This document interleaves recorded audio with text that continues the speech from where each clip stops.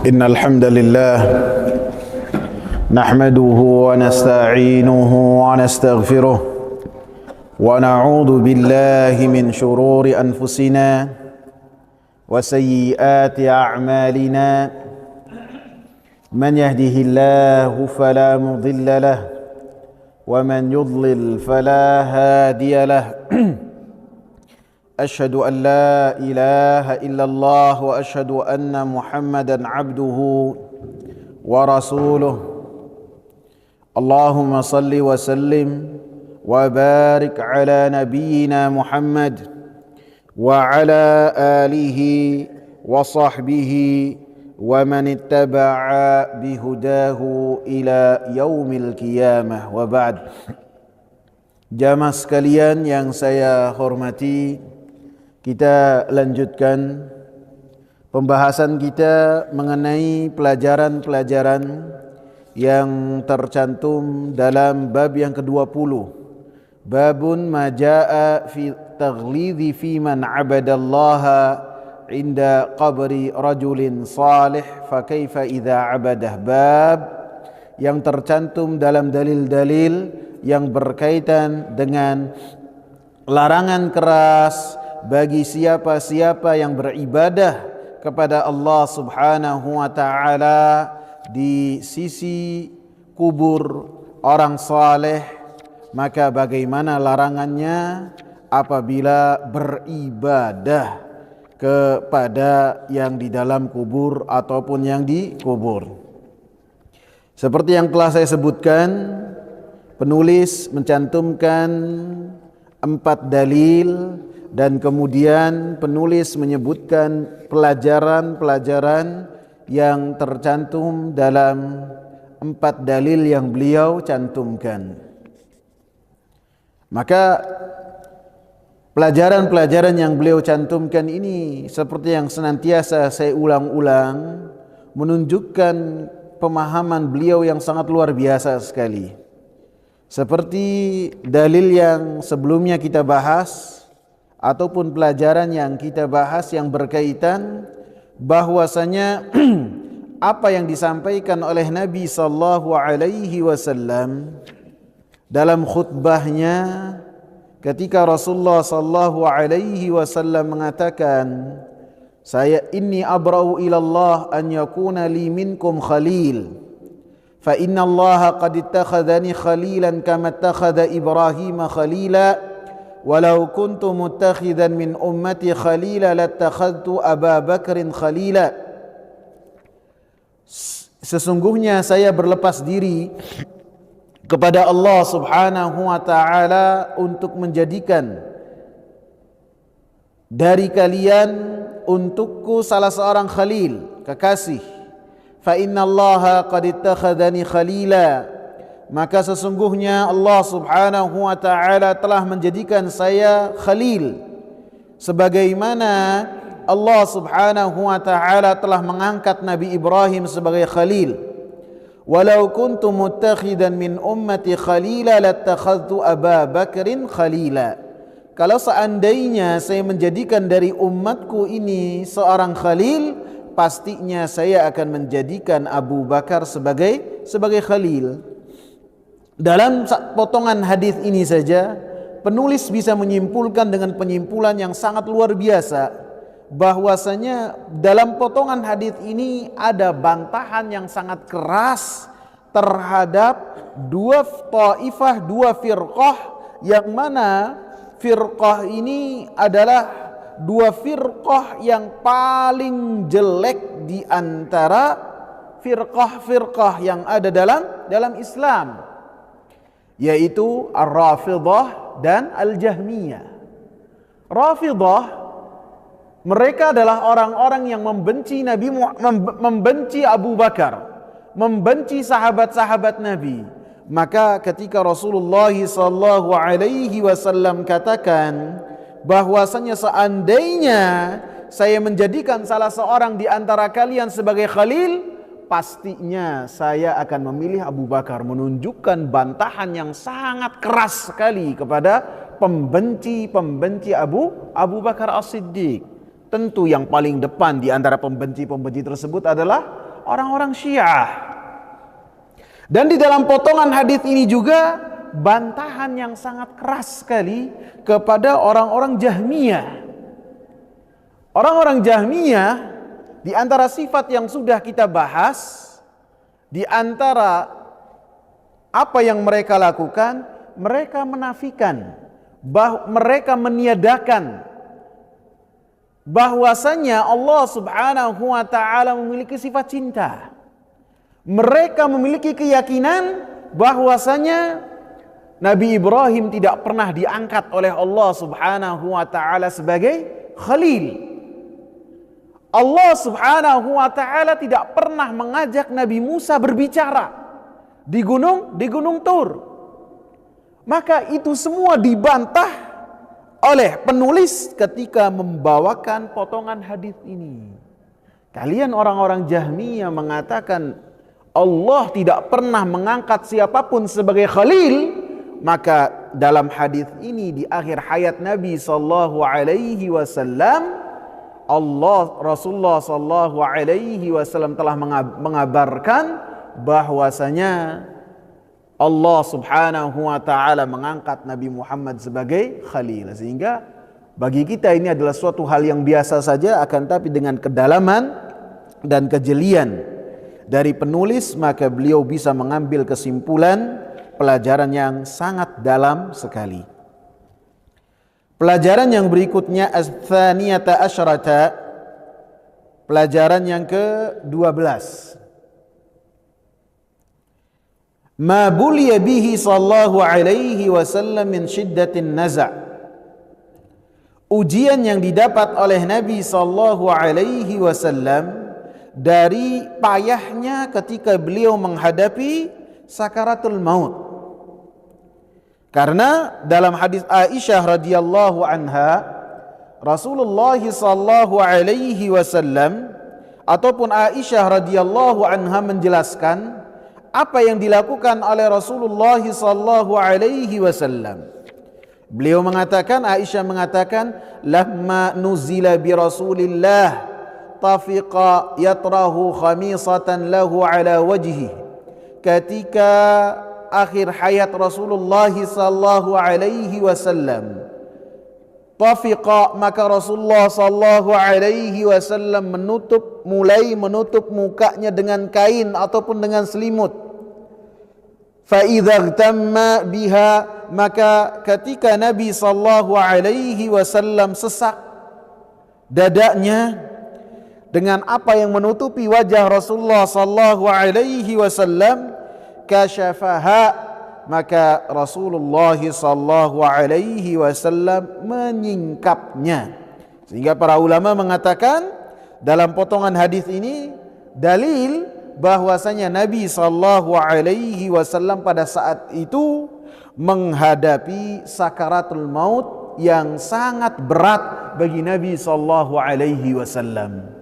Sehingga dalam hadis lain Rasulullah mengatakan, ala inna lil mauti la sakarat, maka sesungguhnya kematian itu ada sakaratnya, ada mukaddimahnya, ada kepayahannya, dan setiap orang mendapati kepayahan dari sakaratul maut tersebut.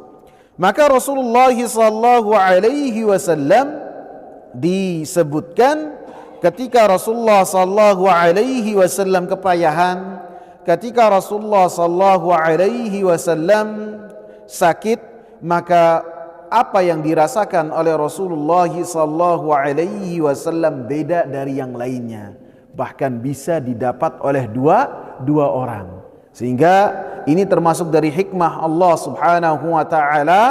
Allah Subhanahu wa taala memberikan ujian kepada Nabi Muhammad sallallahu alaihi wasallam, baik dalam dakwahnya. Nabi sallallahu alaihi wasallam diganggu dengan gangguan yang sangat luar biasa, diusir, dihina, yang sebelumnya dipuja oleh kaumnya. Maka itu adalah apa yang Allah Subhanahu wa taala persiapkan, ganjaran yang besar untuk Nabi Muhammad sallallahu alaihi wasallam. Dan Nabi sallallahu alaihi wasallam pun ketika mendapatkan rasa sakit, maka rasa sakit yang besar bahkan bisa berlebih dari yang lainnya. Sebagaimana Nabi sallallahu alaihi wasallam ketika makan ataupun mendapatkan jamuan dari perempuan Yahudi yang ada di Khaybar, maka Nabi sallallahu alaihi wasallam makan bagian paha yang disukai oleh Nabi sallallahu alaihi wasallam. Kemudian begitu makan satu kali gigitan, kemudian makan lagi berikutnya, dikabarkan bahwasanya daging tersebut adalah daging yang beracun. Maka dua orang sahabat pun wafat pada saat itu. Adapun Nabi sallallahu alaihi wasallam dikatakan bahwasanya daging yang beliau makan memberi kabar kepada Nabi sallallahu alaihi wasallam, akan tapi sebagian dari daging telah masuk. Sehingga jarak 3 tahun dari Khaybar sampai wafatnya Nabi sallallahu alaihi wasallam, maka Nabi sallallahu alaihi wasallam terkadang merasakan sakit dari apa yang dia makan. Bahkan daging yang beliau makan adalah bagian yang paling diberi racun dengan sangat banyak oleh perempuan Yahudi tersebut.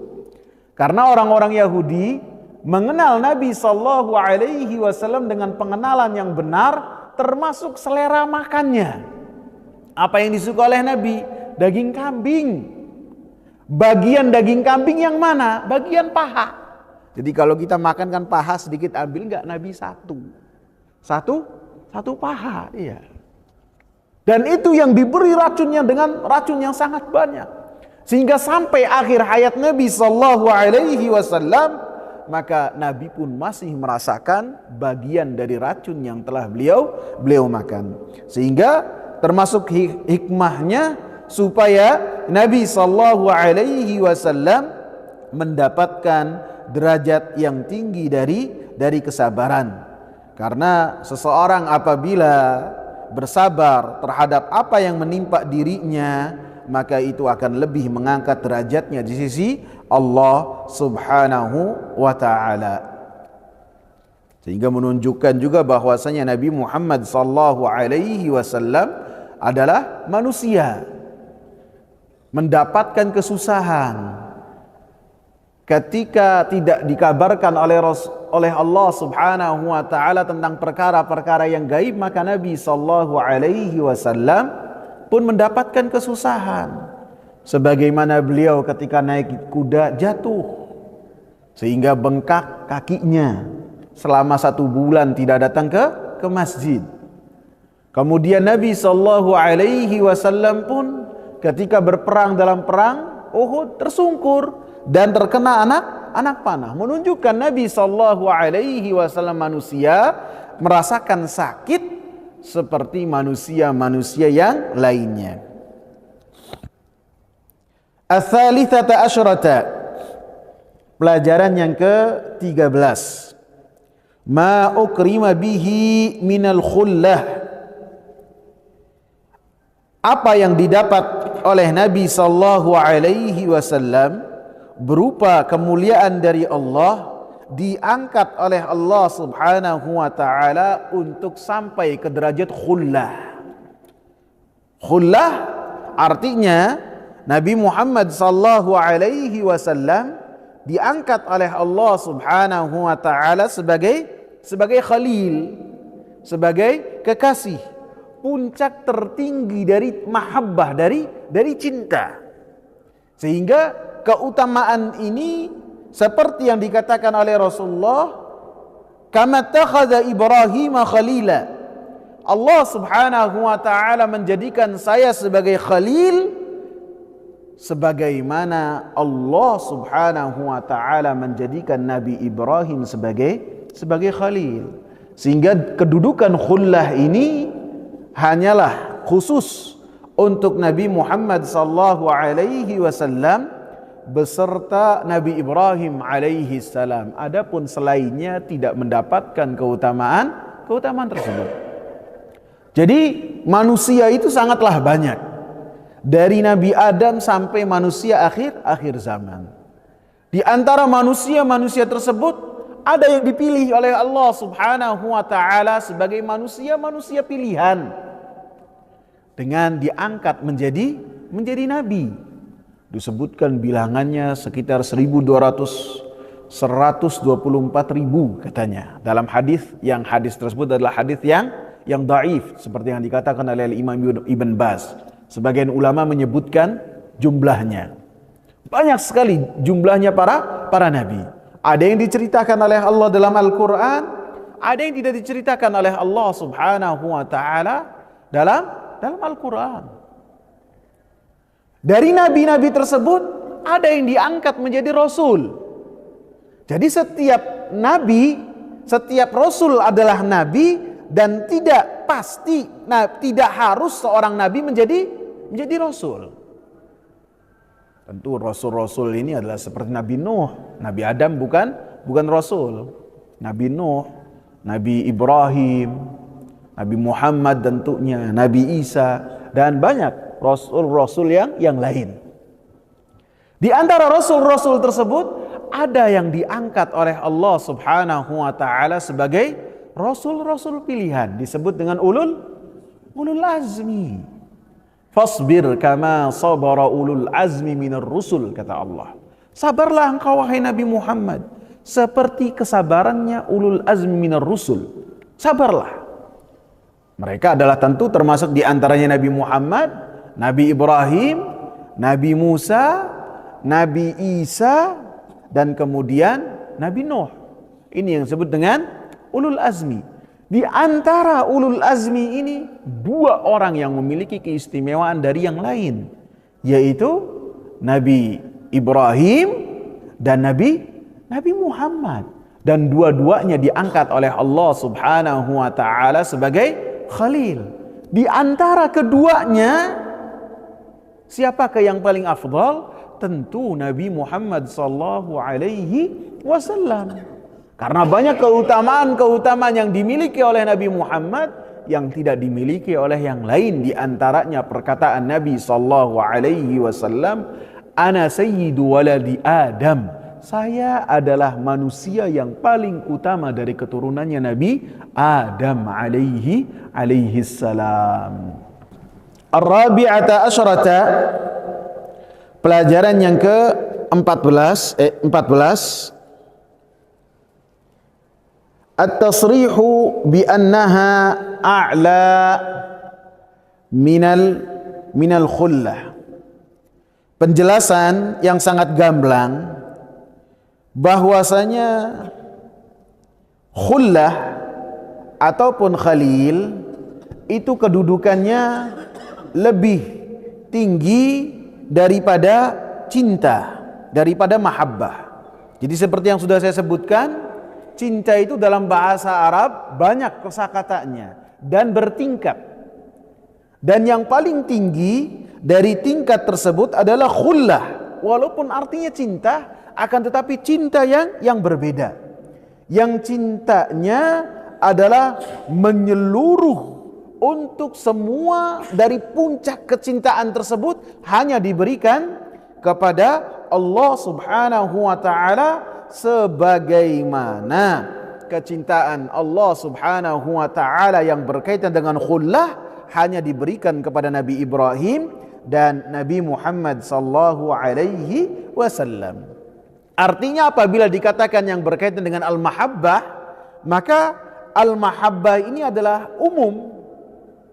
Nabi sallallahu alaihi wasallam menetapkan bahwasanya beliau pun memiliki mahabbah, cinta kepada Aisyah, kepada Abu Bakar, dan kepada sahabat-sahabat yang lainnya. Akan tetapi yang berkaitan dengan khullah, maka hal tersebut Rasulullah sallallahu alaihi wasallam berikan hanya kepada Allah Subhanahu wa ta'ala. Karena hati beliau yang berkaitan dengan khullah hanya diberikan kepada Allah Subhanahu wa ta'ala. Tidak ada celak sedikit pun dalam hati beliau untuk titik khullah ini masuk kepada hati beliau siapapun juga.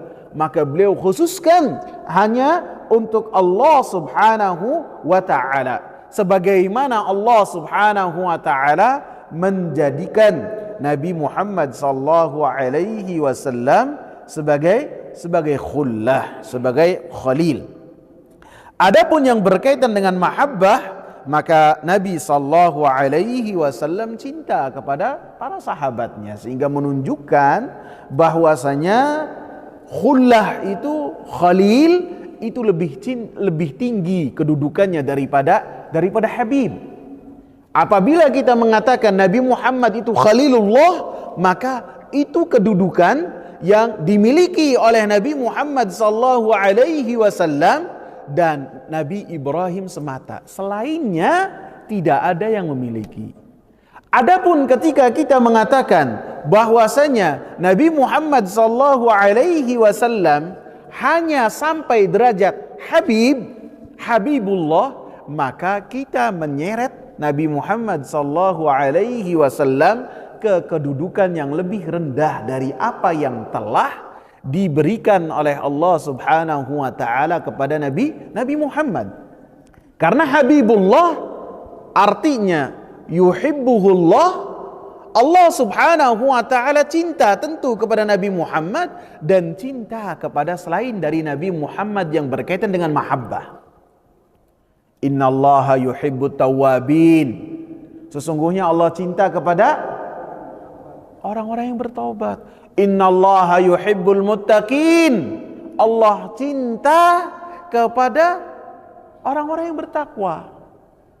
Adapun yang berkaitan dengan khullah, maka itu adalah khusus untuk Nabi sallallahu alaihi wasallam, sehingga dikatakan oleh Imam Muhammad bin Shalih Al-Utsaimin rahimahullah, ketika seseorang memberikan sifat kepada Nabi Muhammad sallallahu alaihi wasallam, menjelaskan bahwasanya Nabi Muhammad adalah Habibullah, maka ini adalah kesalahan yang fatal dan ini mengurangi kedudukan Nabi Muhammad sallallahu alaihi wasallam dari kedudukan yang telah Allah berikan kepada Nabi Muhammad dengan kedudukan yang tinggi berupa Khalilullah. Karena khullah itu lebih tinggi, jauh lebih tinggi daripada mahabbah. Al-khamisata asyrata, pelajaran yang ke-15. At-tasrihu bi anna as-siddiqa afdalus sahabah. Penjelasan bahwasanya Abu Bakar As-Siddiq radhiyallahu anhu adalah sahabat yang paling afdal, yang paling afdal. Dan ini penjelasan yang sangat gamblang dari hadis yang tercantum dalam hadis yang berkaitan dengan Khalilullah, bahwasanya Nabi Muhammad sallallahu alaihi wasallam adalah kekasih Allah Subhanahu wa taala. Seandainya saya menjadikan salah seorang di antara kalian sebagai khalil, niscaya kalau boleh, kata Rasulullah, saya akan menjadikan Abu Bakar sebagai khalil. Dan ini menunjukkan keutamaan Abu Bakar, bahwasanya Abu Bakar adalah sahabat yang paling utama. Abu Bakar adalah sahabat yang paling utama. Beliau adalah orang yang sangat dikenal oleh Rasulullah sallallahu alaihi wasallam. Beliau bernama Abdullah bin Uthman bin Amir bin Amr, dan beliau berhenti ke nasabnya sebagai Taimi. Jadi Quraisynya itu dari Taimi, dan ibu beliau pun adalah ibu dari sepupu dari ayahnya yang bernama Salma bintu Sakhr. Maka Abu Bakar As-Siddiq radhiyallahu anhu adalah orang yang dikenal dengan akhlaknya yang sangat mulia, dan beliau juga adalah orang yang sangat dekat dengan Rasulullah sallallahu alaihi wasallam, sehingga Rasulullah sallallahu alaihi wasallam mengatakan, tidaklah pernah ma da'autu ahadan ilal Islam illa kanat lahu anhu kabwah wa taraddud wa nazar illa Aba Bakrin. Tidaklah saya menyeru kepada seseorang untuk masuk Islam kecuali orang tersebut seakan-akan ada halangan, tidak langsung menerima dakwah Rasulullah, ada keraguan-raguan, ada tinjauan terlebih dahulu, kecuali Abu Bakar, kata Rasulullah sallallahu alaihi wasallam. Sehingga hal ini disebutkan oleh Rasulullah sallallahu alaihi wasallam bahwasanya Abu Bakar adalah sahabat yang sangat disayang oleh Rasulullah sallallahu alaihi wasallam. Beliau pun mendapatkan laqab dengan dua laqab, dua julukan. Julukan yang pertama adalah As-Siddiq, orang yang membenarkan, As-Siddiqul Akbar. Karena disebutkan ketika orang-orang Quraisy geger dengan apa yang telah diceritakan oleh Rasulullah sallallahu alaihi wasallam di pagi hari dalam kisah Isra dan Mi'raj. Satu malam Rasulullah bolak-balik Mekah, Syam, negeri Syam, Mekah Palestina, Al-Masjidul Aqsa, Baitul Maqdis, kemudian bertemu dengan para nabi, kemudian naik bertemu dengan Allah Subhanahu wa taala. Geger. Maka ketika esok hari, di pagi hari tersebut Abu Bakar tidak ada. Esok harinya barulah Abu Bakar datang masuk ke kota Mekah. Karena beliau sibuk, seorang pedagang, bisnismen. Maka orang-orang Quraisy pun langsung mengerumuni Abu Bakar dan menyebutkan apa yang dikatakan oleh Muhammad. Muhammad bilang gini, kata Abu Bakar apa? Inni la usaddiquhu fima huwa ab'adu min dhalik, usaddiquhu bi khabaris sama ghadwatan aw rawhah. Saya telah membenarkan Muhammad ini lebih dari itu, yaitu Muhammad mendapatkan wahyu dari Allah Subhanahu wa taala baik pagi ataupun petang, sehingga dari saat itulah beliau mendapatkan julukan sebagai As-Siddiq. Beliau pun mendapatkan julukan yang lain berupa Atiq. Disebutkan karena Atiq, dikatakan karena ketampanan beliau. Disebutkan sebagai Atiq. Atiq itu artinya bagus.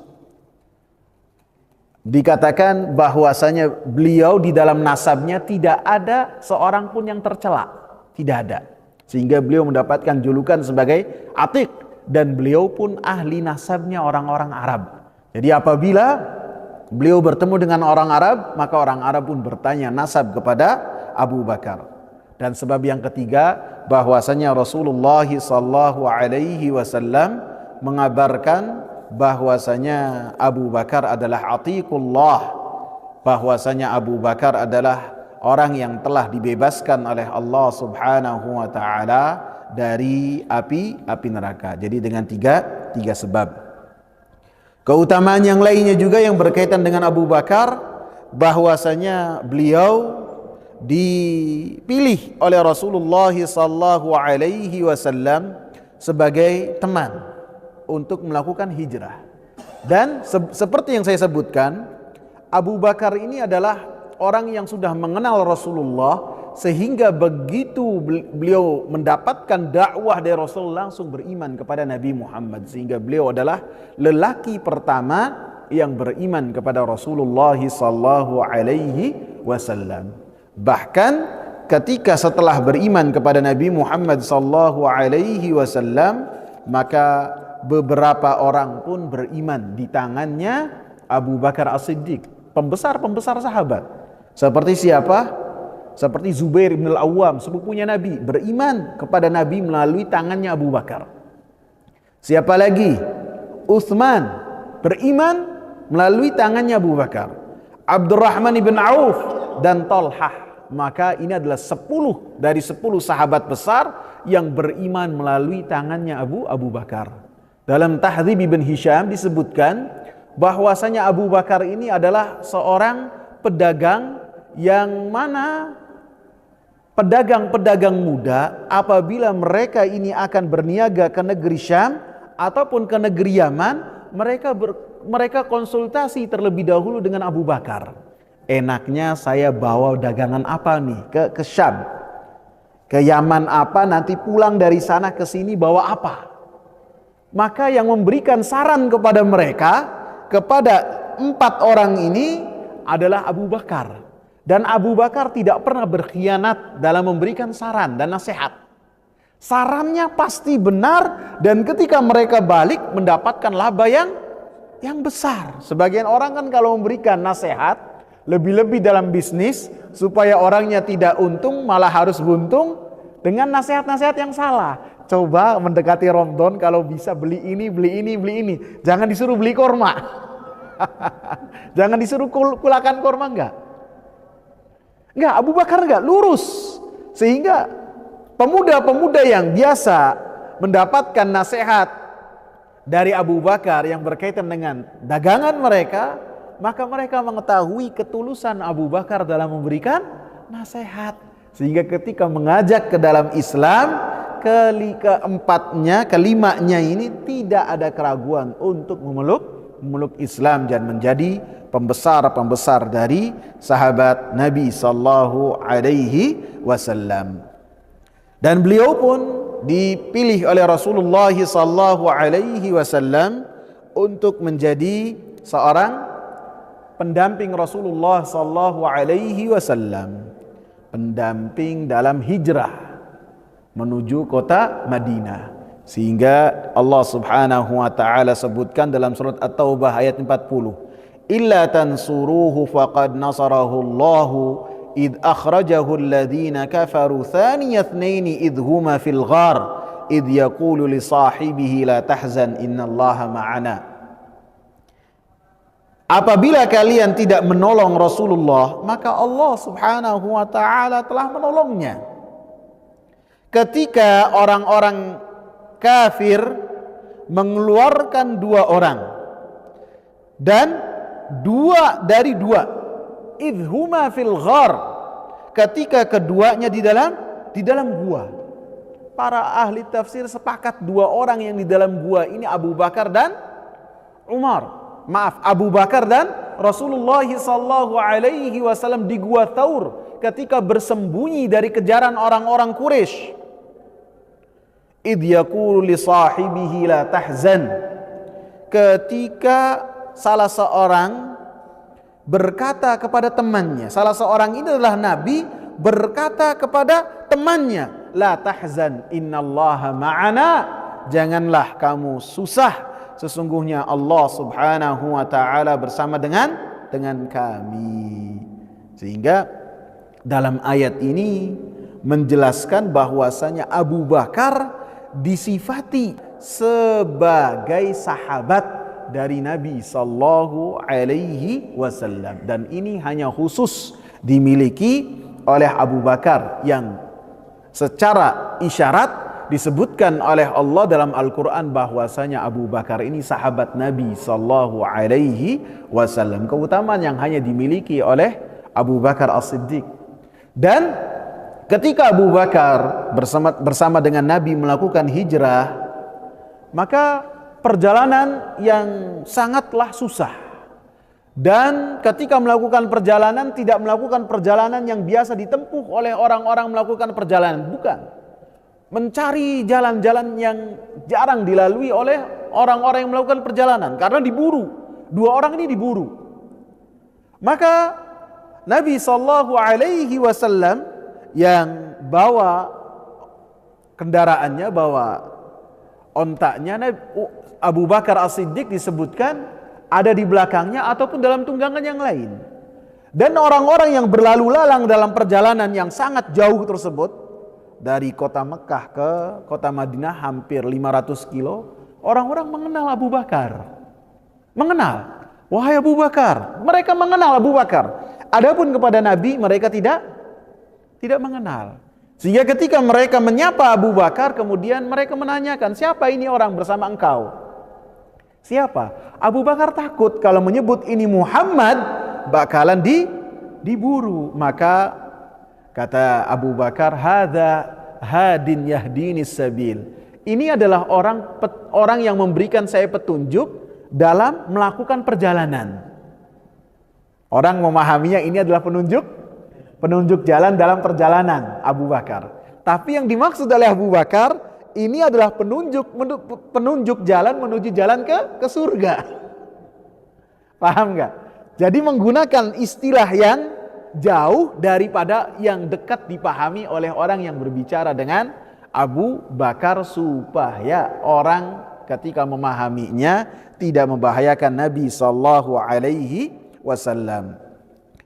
Dan banyak keutamaan Abu Bakar yang sangat banyak sekali, di antaranya yang tadi saya sebutkan, dan yang berikutnya tentu apa yang dikatakan oleh Nabi sallallahu alaihi wasallam ketika Rasulullah sallallahu alaihi wasallam menyebutkan 10 sahabat yang masuk surga. Maka yang pertama kali disebutkan oleh Rasulullah sallallahu alaihi wasallam adalah Abu Bakar fil jannah, bahwasanya Abu Bakar di surga. Banyak sekali keutamaan dari Abu Bakar As-Siddiq radhiyallahu anhu, sehingga sahabat-sahabat itu mereka memiliki urutan tersendiri tentang siapakah sahabat yang paling baik. Maka Abdullah bin Umar mengatakan bahwasanya sahabat yang paling afdal kunna natahaddatsu anna Rasulullah sallallahu alaihi wasallam khaira hadhihi al-ummah thumma Abu Bakar thumma Umar. Abdullah bin Umar mengatakan, kami telah meyakini bahwasanya Rasulullah adalah yang terbaik dalam umat ini, kemudian Abu Bakar, kemudian Umar. Jadi para sahabat meyakini hal tersebut. Sehingga ketika ada disebutkan oleh Abdurrahman ibn Abi Layla, ada sebagian orang datang dari negeri Kufah dan sebagian orang yang lain datang dari kota Basrah. Mereka datang kepada Umar bin Al-Khattab radhiyallahu anhu di khilafahnya Umar bin Al-Khattab. Maka ketika mereka ada di kota Madinah, orang Kufah dan orang-orang Basrah ini mereka berbeda pendapat. Siapakah yang paling afdal di antara Abu Bakar dan Umar? Sebagian menyatakan Abu Bakar yang paling afdal, sebagian yang lain menyatakan yang paling afdal adalah Umar. Jadi di zamannya Umar bin Khattab. Maka ketika hal ini sampai kepada Umar bin Khattab radhiyallahu anhu, Umar bin Khattab radhiyallahu anhu langsung datang kepada dua kelompok tersebut.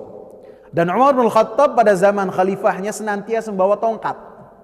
Tongkat untuk apa? Buat gebug. Iya, Umar bin Khattab buat gebug.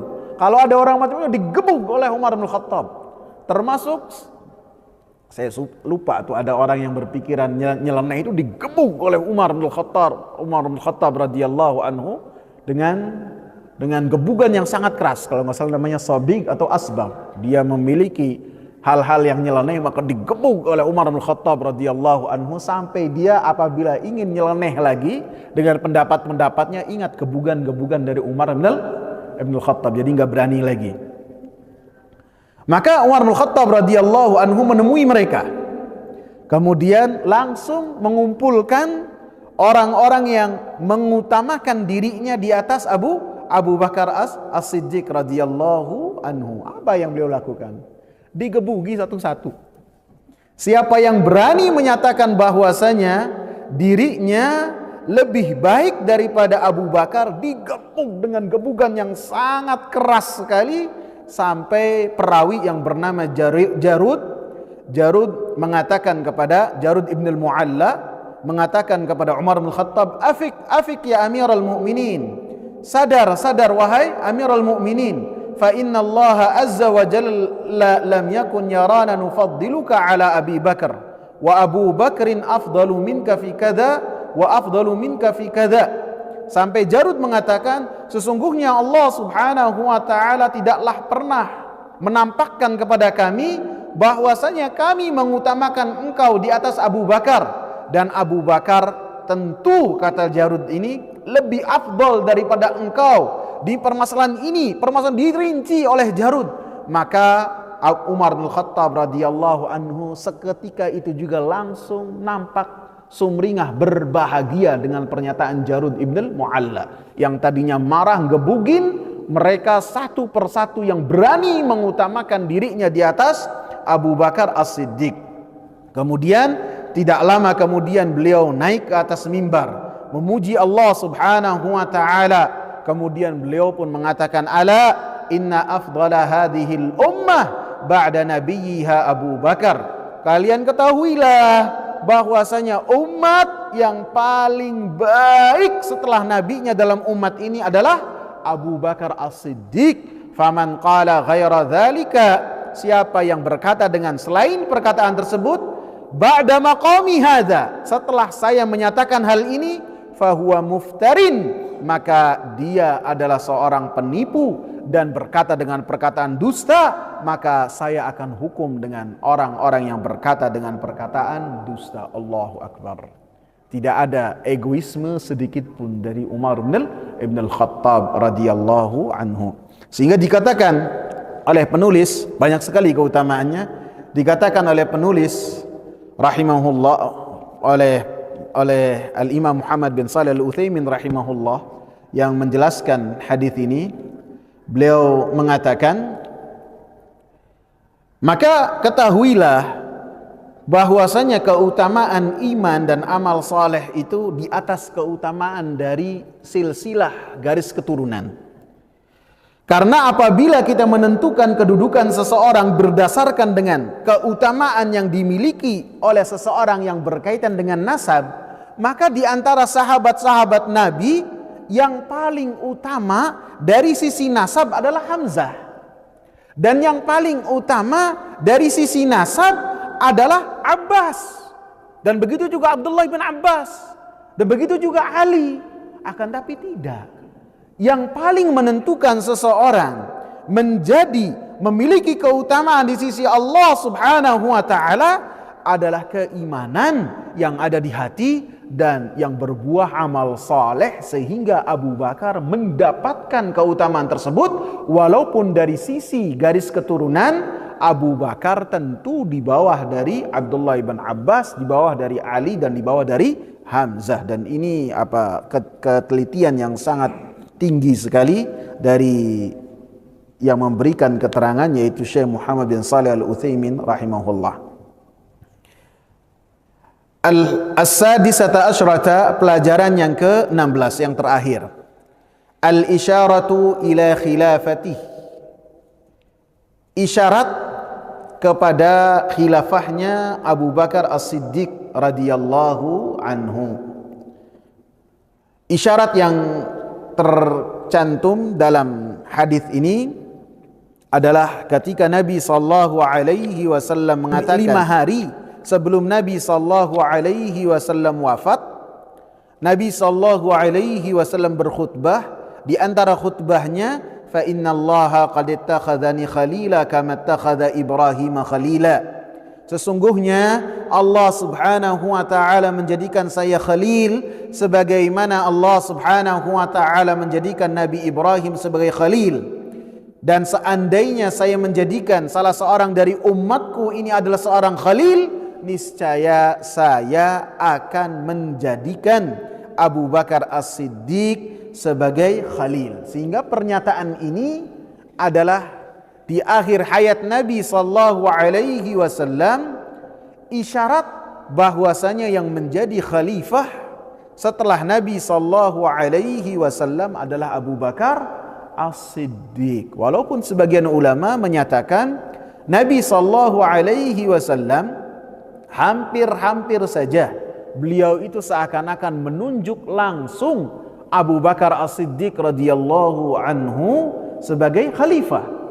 Seakan-akan hampir saja. Karena perkataan tadi di akhir hayat Nabi sallallahu alaihi wasallam. Kemudian ketika Nabi sallallahu alaihi wasallam memberikan perintah-perintah yang menunjukkan bahwasanya beliau itu adalah pengganti Rasulullah sallallahu alaihi wasallam.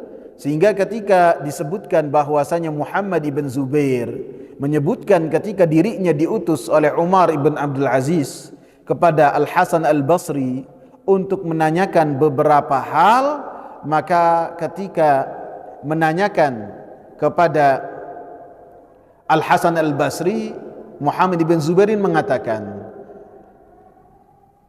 dengan perkataan, hal kana Rasulullah sallallahu alaihi wasallam istakhlafa Abu Bakar? Apakah Rasulullah sallallahu alaihi wasallam telah menunjuk langsung Abu Bakar?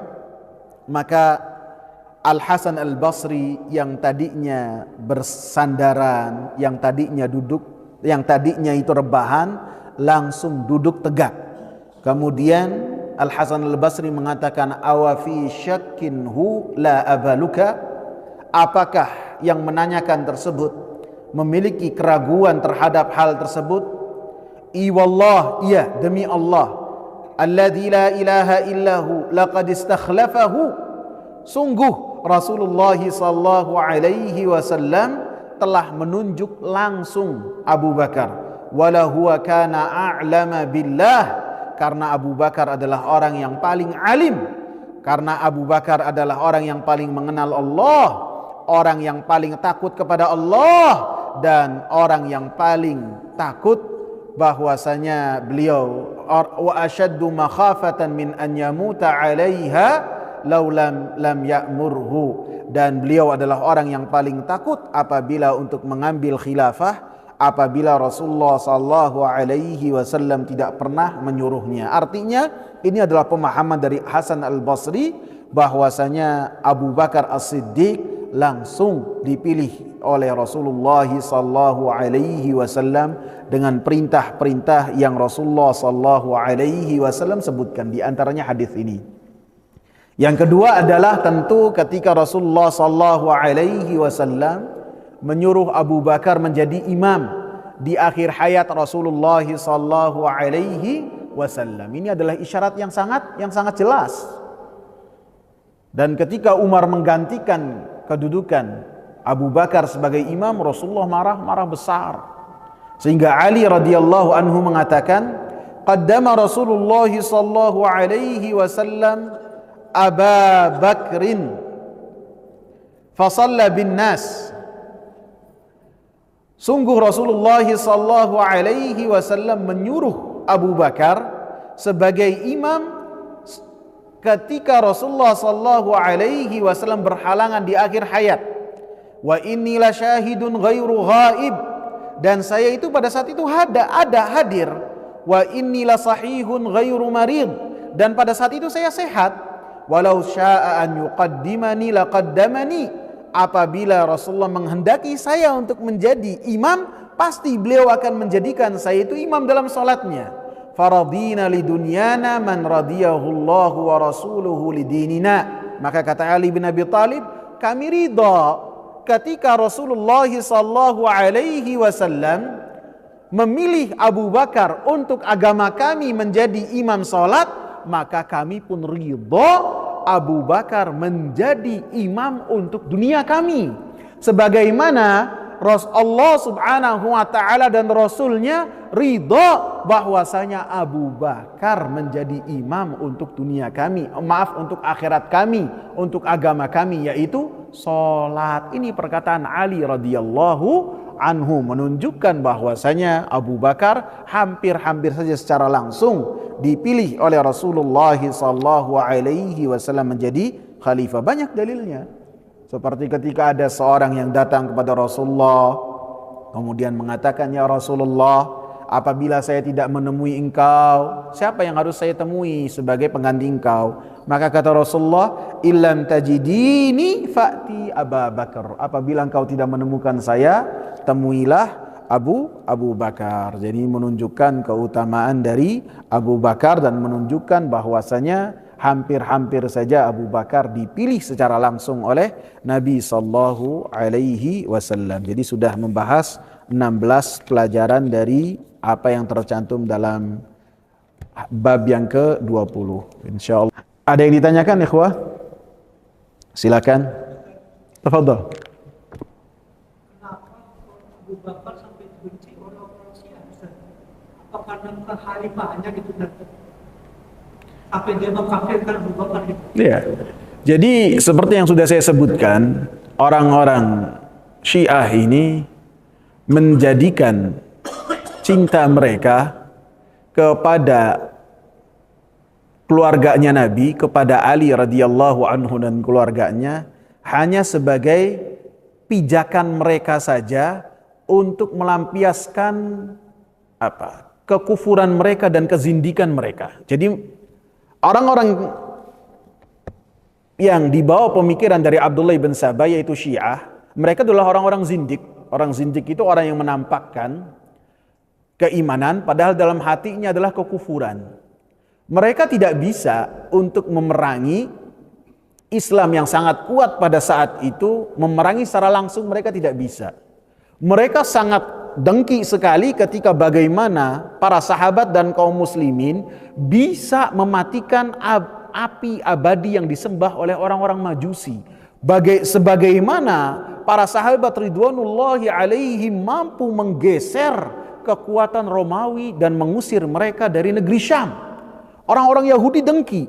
Akan tapi untuk mereka melawan kekuatan para sahabat yang sangat kuat pada saat itu, ya bunuh diri.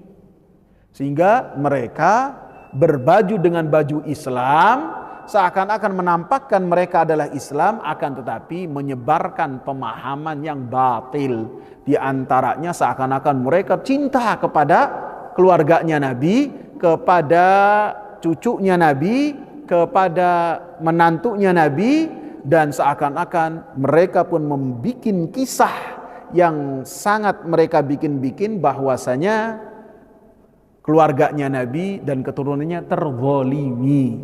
Mereka seakan membuat hal tersebut. Kemudian hajat mereka yang sangat besar sekali adalah supaya mereka memutus penghubung antara Nabi Shallallahu Alaihi Wasallam dengan generasi sesudahnya. Siapa penghubungnya? Penghubungnya adalah sahabat-sahabat Nabi Shallallahu Alaihi Wasallam. Sehingga apabila penghubung ini bisa diputus antara Nabi Shallallahu Alaihi Wasallam dengan generasi sesudahnya, dengan pijakan cinta mereka kepada keluarga Nabi, maka mereka mulai mengumbar syubhat-syubhat mereka dan hajat-hajat mereka, sehingga ada kebencian kepada para sahabat Nabi Sallallahu Alaihi Wasallam. Yang paling depan adalah Abu Bakar As-Siddiq. Sehingga mereka tujuannya bukan sahabat Nabi, pada dasarnya bukan. Akan tapi tujuan besar mereka adalah Nabi Muhammad. Tujuan besar mereka adalah supaya agama Islam yang dibawa oleh Rasulullah Sallallahu Alaihi Wasallam sampai kepada generasi sesudahnya bukan seperti agama yang dibawa oleh Nabi Muhammad dan dipahami oleh generasi yang pertama, yang mana generasi pertama ketika mengamalkan, Allah Subhanahu wa taala berikan kepada mereka kejayaan dengan senjata yang ala kadarnya, dengan pasukan yang tidak banyak akan tapi mampu mengubah peta kekuatan dunia. Jadi pada dasarnya mereka benci terhadap agama ini, dan mereka tahu bahwasanya penghubung antara Nabi dan umat yang sudahnya adalah para sahabat, sehingga mereka berusaha untuk menghancurkan kredibilitas para sahabat. Bagaimana upaya untuk menjatuhkan kehormatan sahabat, sehingga ketika para sahabat berbicara tidak ada harganya sama sekali. Gitu. Jadi pahami ya. Ada lagi?